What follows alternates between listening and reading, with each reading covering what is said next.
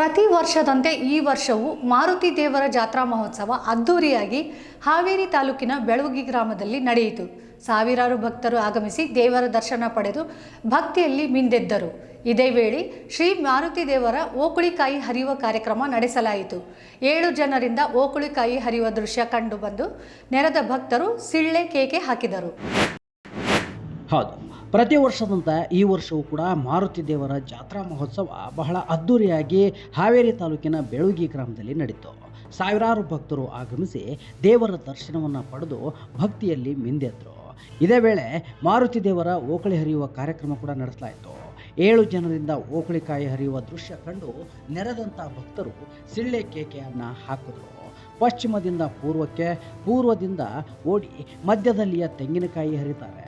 ಈ ವರ್ಷವೂ ಕೂಡ ಪದ್ಧತಿಯಂತೆ ಓಕಳಿಕಾಯಿ ಹರಿಯುವ ಪ್ರಯತ್ನವನ್ನು ಓಲೆಕಾರ್ ಬಾಂಧವರು ಮಾಡಿದ್ರು. ಸುಮಾರು 3/4 ಗಂಟೆಗಳ ಕಾಲ ಓಕಳಿಕಾಯಿ ಹರಿಯುವ ಆಟ ನೋಡುಗರ ಕಣ್ಮನವನ್ನು ಸೆಳೆಯಿತು. ಅಂತಿಮವಾಗಿ ನಿಂಗಪ್ಪ ಕಡೆಮನಿ ಎಂಬ ಯುವ ರೈತ ಕಾಯಿ ಹರಿದು ಭಕ್ತಿಯ ಪರಾಕಾಷ್ಠೆಯನ್ನು ಮೆರೆದರು. ಬಳಿಕ ಓಕಳಿ ನೀರಿನ ಗುಂಡಿಗೆ ಕಂಬಗಳನ್ನು ಕಿತ್ತು ಎಲ್ಲರೂ ಗೋವಿಂದ ಗೋವಿಂದ ಎಂದು ಹರ್ಷೋದ್ಘಾರವನ್ನು ಮಾಡಿದರು.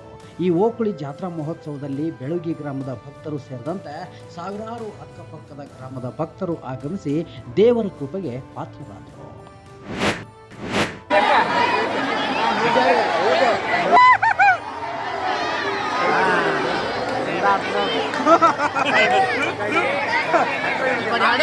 ಚಪ್ಪಲಿಗೆ ಹಾಕ